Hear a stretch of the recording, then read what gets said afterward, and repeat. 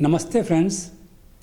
Any vehicle that moves experiences resistances to its motion, about which I have talked to you in previous episode. To counter resistance, we have tractive effort. It comes from internal combustion engine, which is the source of energy in an automobile. The output from the engine is available in the form of rotation of crankshaft. Torque is transmitted to the crankshaft as it rotates. This happens because of eccentricity between the crank pin and crankshaft. Engine torque is represented by capital T suffix E Newton meter. The rotary motion of crankshaft is passed on to clutch, from where it is available at clutch shaft. From clutch shaft, it is transferred to gearbox.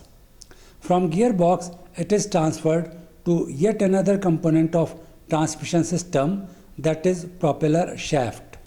I would be talking to you about gearbox and its details later. At present, let me explain to you some basic things about gearbox. So let us start with gears. Now, gears are used to transfer motion from one shaft to another shaft. The distance between the axes of two shafts should not be very big. The gears are used in pair. Now, gear is in the form of wheel. These wheels are provided with teeth. These teeth mesh together and motion is transferred from one gear wheel to another gear wheel. These gear wheels are mounted on the shaft. One gear wheel is mounted on the driving shaft and another is mounted on the driven shaft. As the teeth mesh together, the motion is transferred from driving shaft to the driven shaft. There are two things. One is that the direction of rotation of driven wheel is opposite to that of driving wheel. So if the driving wheel and driving shaft are moving in clockwise direction, the driven wheel and driven shaft will be moving in anti-clockwise direction. Second thing is that rotary motion is transferred in a particular gear ratio. The ratio depends upon the diameter of meshing gear wheels.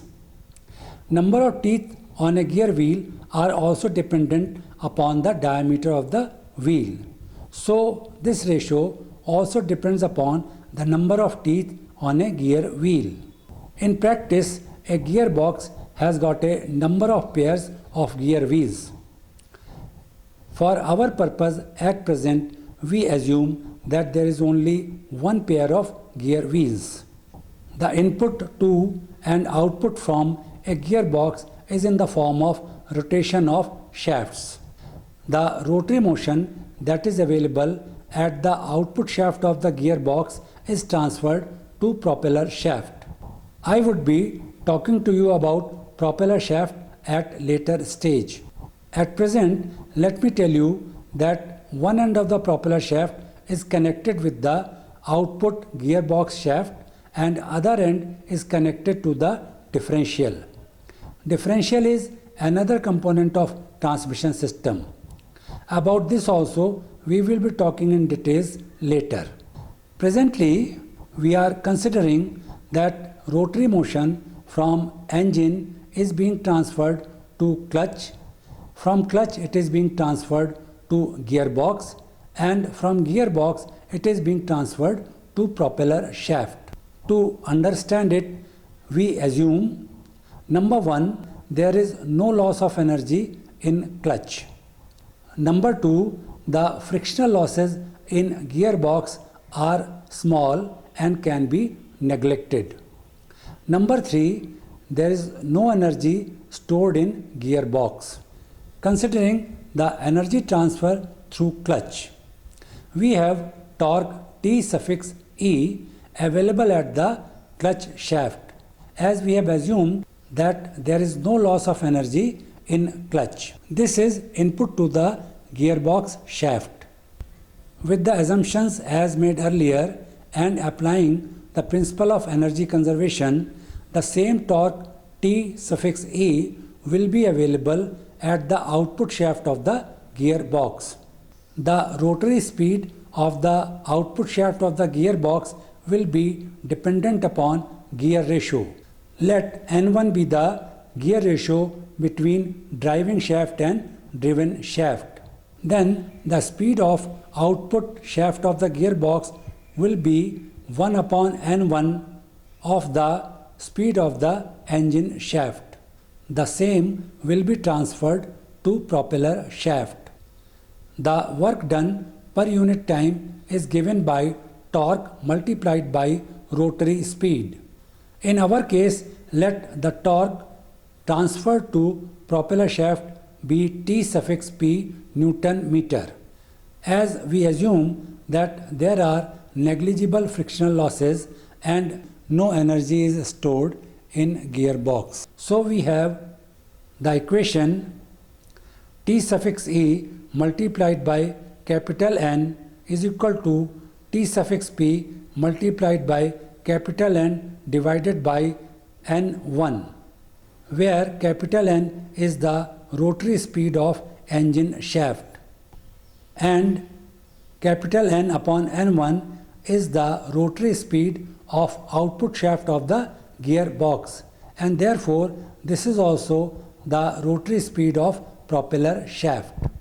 From the above equation, we get that the torque transferred to propeller shaft T suffix P is equal to N1 multiplied by T suffix E.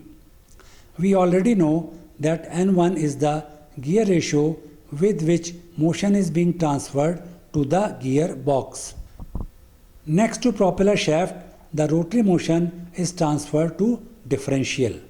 The details of differential would be taken up at later stage. For the time being, let us know that the motion of propeller shaft is transferred through 90 degrees with the help of pinion and gear arrangement.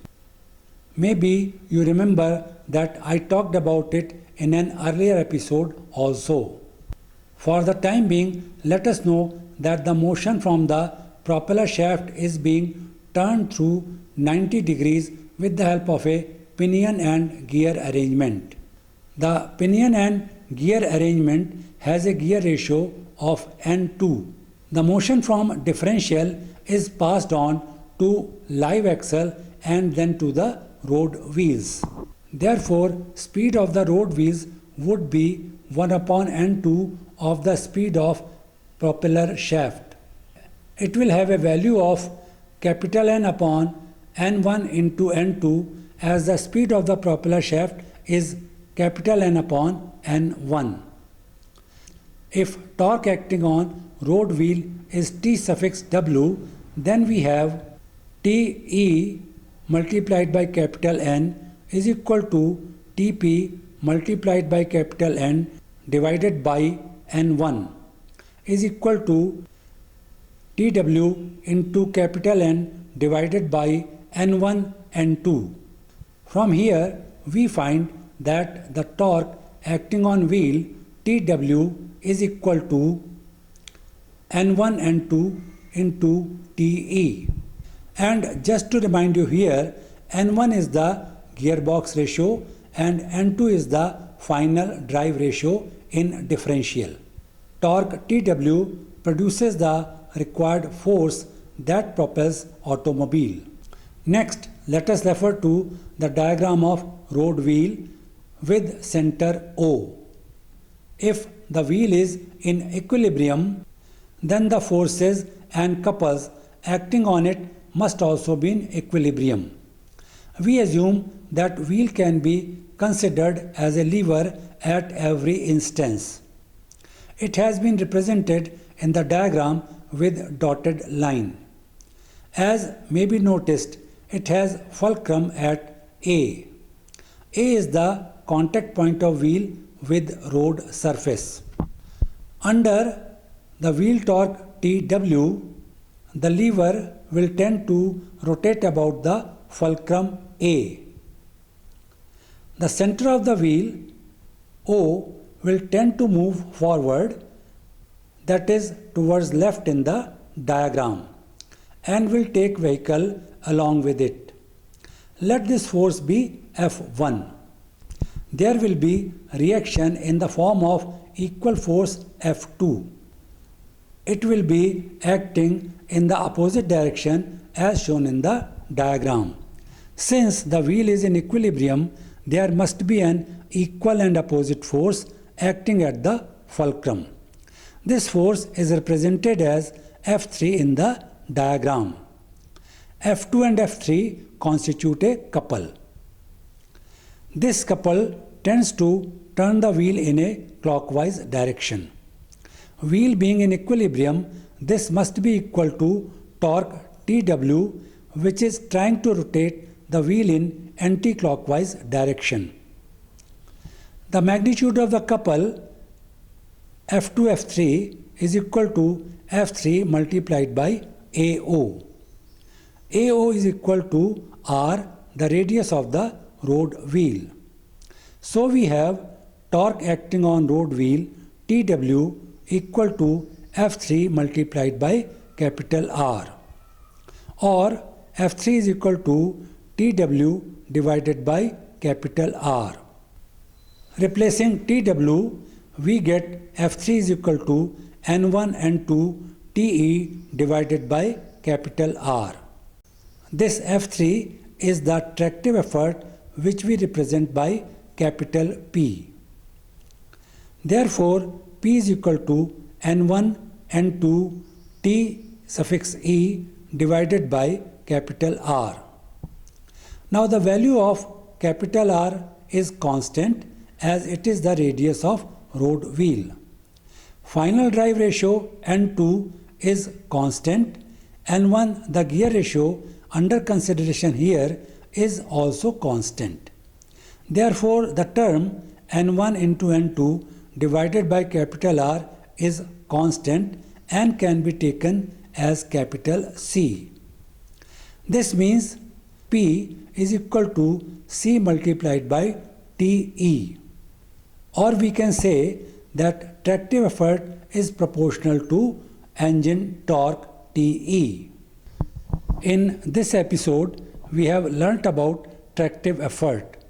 In the next episode, I will be talking to you about relationship between tractive effort and speed of the vehicle. The episode will also include the discussion on performance curves, which will explain why a gearbox is essential for an automobile.